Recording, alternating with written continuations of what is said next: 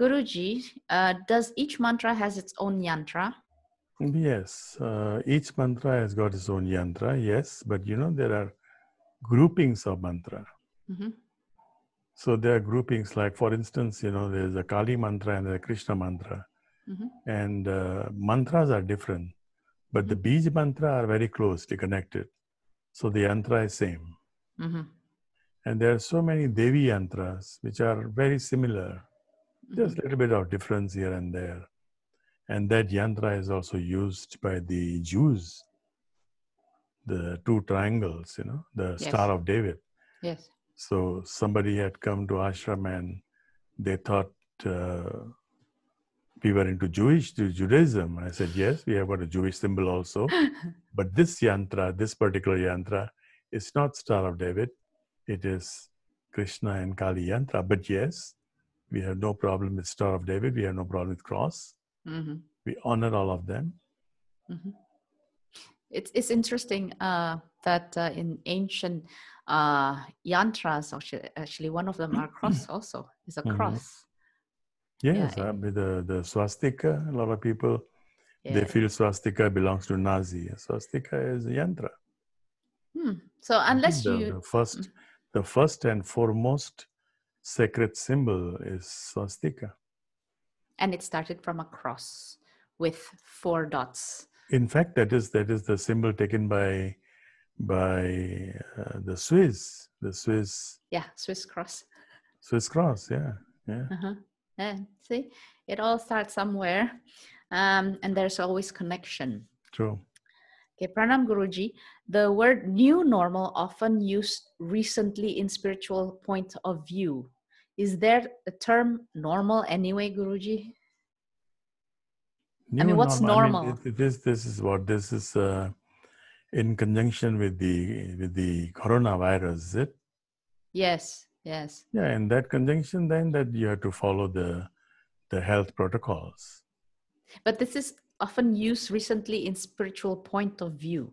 I've been using the same thing and I've been very clear about this because things have gone wrong for such a long time that I have to use the word neo.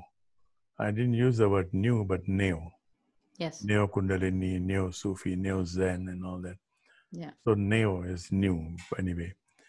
But I made it very clear in my books that we are using that term because things have been going wrong for such a long time. Otherwise, I firmly believe in the saying King Solomon had said that there's nothing new under the sun. Everything in Krishna and Bhagavad Gita is down to earth. He says that this teaching that I'm giving you, imparting upon to you, is not new. This was there from the day the sun was there. So, there's nothing new. Everything is same. It's just the way you present it. That can be new. So basically it's the same thing, but is it like reviving it or giving it a new life to it? Something like that? Life. I was telling you about this last time. All these pictures that you see in Sanatana Dharma, you see the gods and goddesses. Yes. All these things started with Ravi Verma, Pandit Ravi Verma, He was the person, I think almost 100 years ago, he started painting pictures. Before that, there were statues, there were pratimas. But printed pictures was printed in a mass production, printed on a paper. That was his contribution. He would print them himself and he would, paint them first and then print, make the screens, very traditional way of printing. Because before that, either they painted on a piece of cloth or in the caves or something, but to print pictures and to sell them in a marketplace, that was his contribution. And We are all right with it. So Mhm. the way you approach is different. You see Yeah. the pictures of Shiva and Rama or Krishna about 100 years ago, or the statues, they look different. Yeah. They improvised, it's all right. Yeah. It's okay. And the new version of Shiva now it's like more of a comic structure. I mean, the pictures Yeah. they picked now, it's not like the Ravi Varma's version. It's more Yes. of a hero, superhero version True. face. True. And what makes me sad is, there is this picture of Hanuman that is very fierce, and this it has become so popular now, Mm. very popular, fierce face. Now the Hanuman that I met, the Hanuman that I saw, is never so fierce. So Very kind. yeah, and so I can say that, okay, but all right, they have not seen another part of Hanuman, so maybe they have seen the fierce form. It's okay. Pranam Guruji and Maharshana, what do you mean with unnecessary files? How meditation can delete those files? All kind of memories that we carry from previous lives. Some memories have become our prarabdha, our balance carried forward. Mm-hmm. And many of those files are actually not required.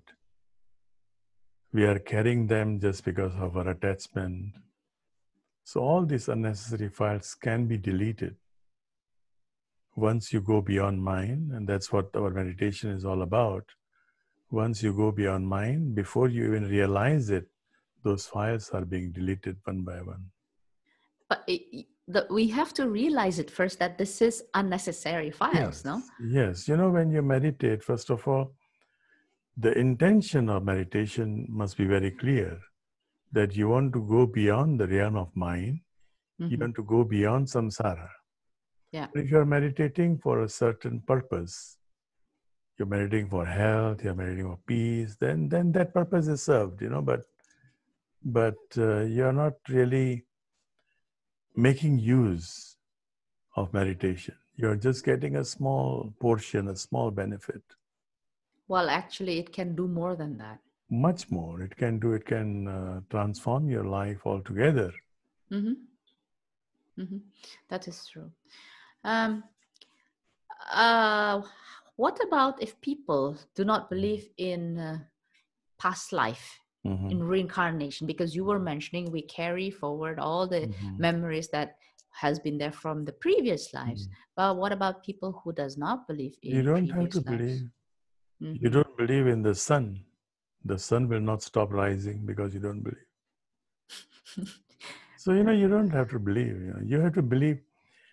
You have to start believing only when things are not right. And then you must believe in something that is wrong. Yeah.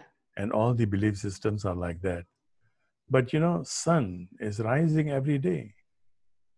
So whether you believe or you don't believe, the sun rises. Just meditate and things will become clearer to you. Yeah, if we do meditate, but if we Yes. don't meditate, Then it's okay. Somebody wants to live in darkness. You cannot stop him. That's a choice. It's an option. as simple as that. If That's someone simple. You cannot do anything. actually, it is true. I mean, I experienced it myself before I knew meditation.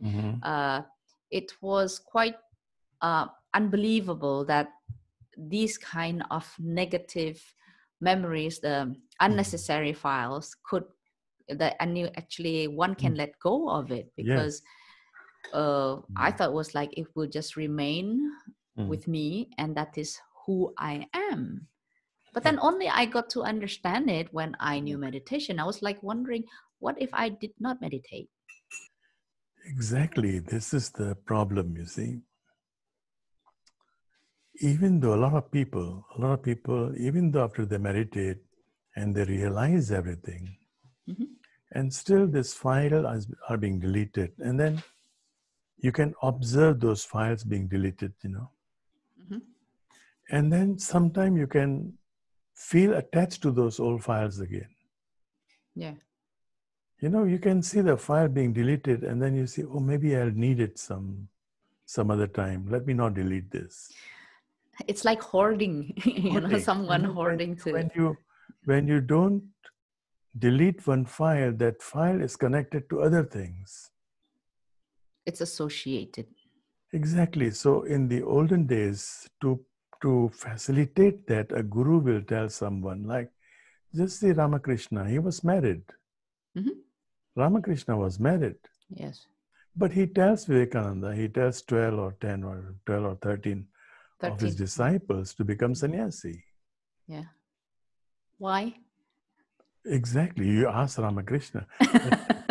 But you know, he knows what are the prarabdha, what these boys have come to me for. Yeah, So he's that's true. telling them not to get married, and he himself remains married till his last day of life. That's true. So a master would know that if the disciple should stay married or not get married at Exactly, all. exactly. That is, but that is higher when you have good right perception, you have devotion. It's only then that you meet a master who can tell you all these things. Or if the Mm. disciple is ready to be told those things. Yeah, perception. That's why if you don't have right perception, you're not ready.